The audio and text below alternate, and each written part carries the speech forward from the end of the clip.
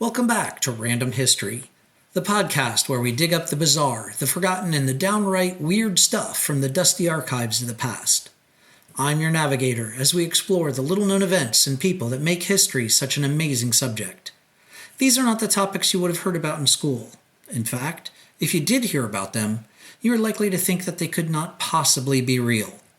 But they are. Today is 6 June, 2025. The 81st anniversary of Normandy Invasion, codenamed Operation Overlord. It was faced with all kinds of security headaches. In fact, one general let slip the date the invasion was to take place, and so he was sent home after being busted down to the rank of lieutenant colonel. A London newspaper printed several of the codewords as answers in their weekly crossword puzzle. However, through careful misdirection, the Allied High Command convinced Hitler that the invasion would come hundreds of miles away from the beaches of Normandy. So, let's take a look at what unfolded over 80 years ago today. We are traveling back to 6 June 1944 for a deep dive into D-Day, the largest amphibious invasion in history, codenamed Operation Overlord. This was the day that Allied forces stormed the beaches of Normandy, France, to liberate Europe from Nazi control. We'll explore the stakes, the strategy, and the sacrifices of thousands of men, including the incredible story of Harold or Hal Baumgarten, a soldier whose survival on Omaha Beach inspired many of the scenes in Saving Private Ryan. Let's set the stage. By 1944, World War II had raged for nearly 5 years. Nazi Germany occupied much of Europe, including France, since 1940. The Allies, primarily the United States, Britain, and Canada, knew that a massive invasion was needed to open up a second front in Western Europe, easing pressure on the Soviet Union fighting in the East. Soviet leader Joseph Stalin had been pushing for this since 1942, and after years of planning, the Allies settled on Normandy for the invasion, codename Operation Overlord. Why Normandy? Well, it wasn't the closest point to England. That would have been the Pas-de-Calais. But the Allies used a deception campaign, Operation Fortitude, to trick the Germans into thinking that Pas-de-Calais was the target. This misdirection was critical in keeping the German forces spread thin. The invasion, known as D-Day, involved over 156,000 troops landing on 5 different beaches: Utah, Omaha, Gold, Juno, and Sword. It required 7,000 ships, 2,395 aircraft, and 867 gliders. The logistical nightmare including shipping 6 million tons of supplies from the U.S. to England, with 450,000 tons of ammunition alone. General Dwight D. Eisenhower, the Supreme Allied Commander, faced a tough call. The weather was stormy, and tides limited landing dates. On 5 June, he gambled on a brief weather window and gave the order, go. The invasion launched at dawn on 6 June 1944. Before the beach landings, paratroopers from the 82nd and 101st Airborne Divisions, along with British and Canadian units, dropped behind enemy lines a little after midnight. Their job? Disrupt German defenses, secure bridges, and block reinforcements. Despite heavy casualties and scattered drops due to bad weather, they caused chaos among the German commanders. Meanwhile, naval bombardments and airstrikes pounded the Atlantic Wall, Germany's 2,400-mile line of bunkers, landmines, and beach obstacles. But at Omaha Beach, the Americans faced the fiercest resistance. Why? Because commanders were afraid of using a new technology, radar, in order to find the targets and drop the bombs. As a result, most of the bombs intended to hit the bunkers fell well inland, leaving the German defenses virtually untouched. And German machine guns and artillery positioned on the cliffs turned the beach into a killing field. It's here we meet Harold Baumgarten, a 19-year-old private in the 116th Infantry Regiment, 29th Infantry Division. Harold, or Hal, Baumgarten, born in New York City in 1925, was a Jewish American who felt a personal stake in the fight against Hitler. In an act of defiance, he drew a large Star of David on his field jacket, ignoring warnings it might make him a target. Baumgarten was part of B Company, Boat Team 1, landing in the first wave on Dog Green sector of Omaha Beach. His story, detailed in his autobiography D-Day Survivor and other oral histories, is a harrowing testament to the chaos and courage of that day. On 3rd of June, Baumgarten and his unit boarded the SS Empire Javelin in Weymouth, England, cheered by civilians who sensed the invasion was imminent. After 3 days aboard, they transferred to a landing craft. The sea was rough, and many soldiers, weighed down by heavy gear, feared drowning. Baumgarten made a critical choice. He ditched the standard invasion vest for a lighter jacket, a decision that likely saved his life. As his landing craft approached Dog Green at around 6:30 a.m., German machine guns opened fire. Most of his 30-man boat team were killed within minutes. Baumgarten saw comrades like Private Robert Dittmer and Sergeant Clarence Robertson cut down by machine gun fire as they hit the beach. Baumgarten, too, was hit almost immediately. A bullet struck his rifle, sparing his life, but destroying his weapon. He scrambled behind a hedgehog obstacle for cover, but the tide was relentless, sweeping men into the sea. By 15 minutes into the assault, B Company had suffered 85% casualties. Baumgarten would be wounded 5 times that day. Shrapnel and bullets hit his head, face, knee. Miraculously, he survived, crawling through the surf and sand, dodging sniper fire. He wasn't evacuated until 7 June and didn't reach a hospital in England until 11 June. His survival was nothing short of extraordinary, earning him a Purple Heart and later France's Knight of the French Legion of Honor. Baumgarten's story inspired the brutal opening of Saving Private Ryan, based on his accounts shared with historian Stephen Ambrose. After the war, he became a teacher and a doctor, earning degrees from New York University and the University of Miami. He wrote D-Day Survivor to honor his fallen comrades, feeling a duty to tell their stories. In 2000, he spoke at the opening of the National World War II Museum in New Orleans, and his experiences were featured in media like NPR, CNN, and People magazine. Baumgarten passed away in 2016 at the age of 91, leaving a legacy as a historian and survivor. D-Day's success came at a steep cost. Around 10,300 Allied troops were killed, wounded, or missing, with 4,400 of them confirmed deaths, including almost 2,500 Americans.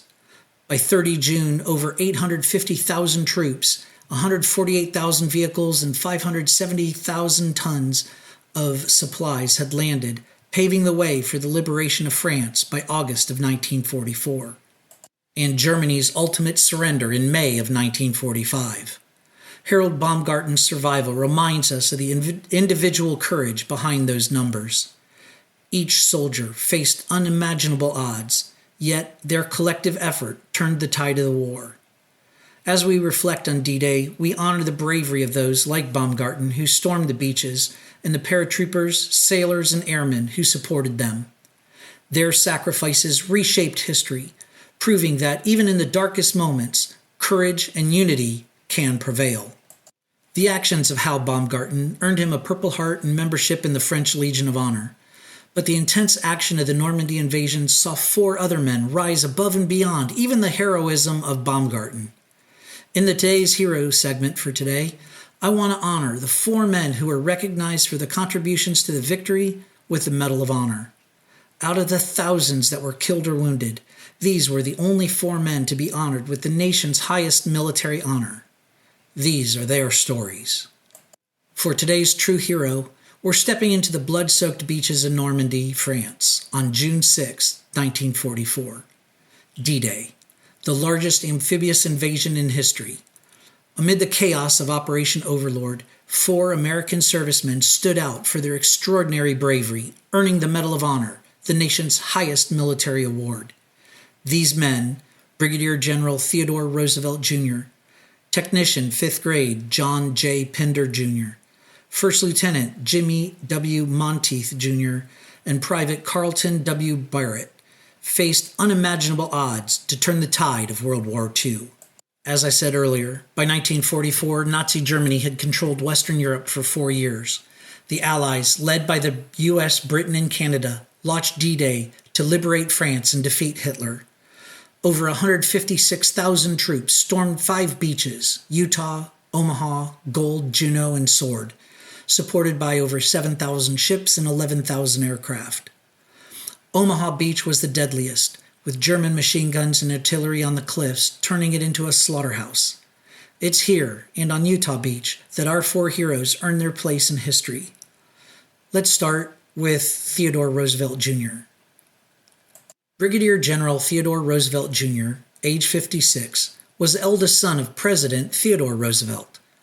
As deputy commander of the 4th Infantry Division, he didn't have to be in the first wave on Utah Beach, but he insisted. Despite arthritis and a heart condition requiring him to walk with a cane, Roosevelt landed at 6:30 a.m. with the 8th Infantry Regiment. The landing craft drifted a mile south of their target due to strong currents, but Roosevelt adapted, famously declaring, "We'll start the war from right here." He rallied scattered units under heavy fire, organized assaults on German strongpoints, and personally led troops inland to secure key exits. His leadership prevented chaos, ensuring Utah's success with only 197 casualties, compared to thousands at Omaha. Roosevelt's citation praises his, quote, "gallantry and intrepidity at the risk of his life." Tragically, he received his Medal of Honor posthumously because he died of a heart attack 5 weeks later on 12 July 1944. His actions not only saved countless lives, but set the tone for the invasion's momentum. Now, let's shift to Omaha Beach, where 3 other heroes faced a far bloodier fight. Technician 5th grade John J. Pinder Jr., a 31-year-old radio operator with the 16th Infantry Regiment, 1st Infantry Division, landed on Omaha's Easy Red sector in the first wave. His mission was critical: ensure communication between the beach and command. As his landing craft approached, German machine guns and artillery tore through his unit. Pinder hit the beach carrying a 30-pound radio. When he saw vital equipment being left behind, he made a fateful decision. Despite intense fire, he ran back across 100 yards of open beach, retrieving radios and parts. Wounded in the legs, he refused to stop, making multiple trips. A second bullet hit him, and shrapnel tore through his side, but he kept going until a final burst killed him. Pinder's sacrifice ensured his unit could call for support, saving countless lives. Pinder's posthumous Medal of Honor citation lauds his, quote, "conspicuous gallantry" and, quote, "utter disregard for personal safety." A former semi-pro baseball player from Pennsylvania, he left behind a fiancée, a testament to the personal sacrifices of these men. His story echoes the chaos of Omaha, where 2,400 to 3,000 Americans were killed or wounded. Nearby on Omaha's Dog White sector, 1st Lieutenant Jimmy W. Monteith Jr., also of the 16th Infantry Regiment, led his platoon through a hail of bullets. At 26, Monteith was a Virginia Tech graduate with a calm demeanor that belied his fierce courage. As his men hit the beach, they were pinned down by machine gun fire from German bunkers. Monteith exposed himself to enemy fire, leading his platoon off the beach to a shallow ridge for cover.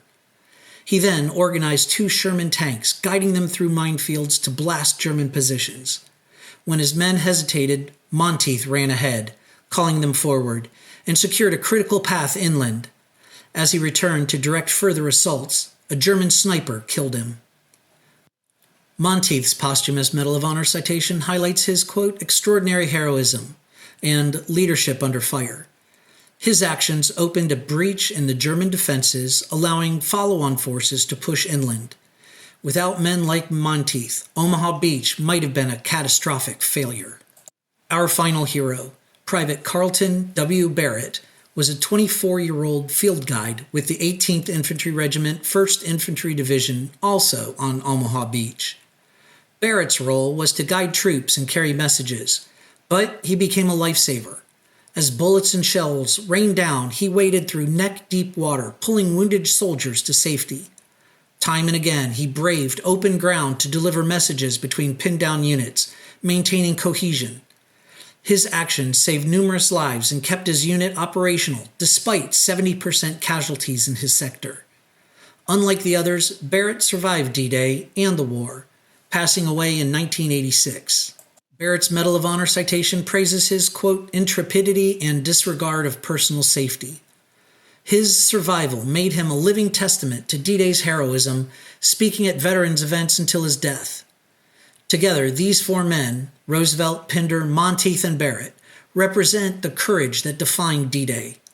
Their actions helped secure the beachheads, paving the way for over 850,000 troops to land by 30 June and liberate France by August of 44.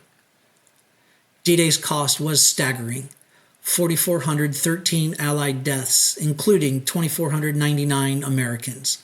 Yet, the bravery of these four men and thousands like them turned the tide of World War II. Their medals of honor remind us that heroism is born in the crucible of sacrifice. If we look at the men and women society views as heroes today, none of them hold a candle to the men and women that served and sacrificed so much for our freedoms. I seem to say this in almost every episode. The stories I relate are those of true heroes, not those that have some musical or athletic skill or memorize and read lines that someone else wrote for them. They are not heroes. A hero is someone that sacrifices everything they have, up to and including their life, so that others may live in peace. This brings us to the end of another episode of Random History. I hope you enjoyed it and will come back and listen to future episodes. If you'd like to view the transcript or sources for this episode, click the link in the description. You can also make suggestions for future topics by clicking that same link or shooting us an email.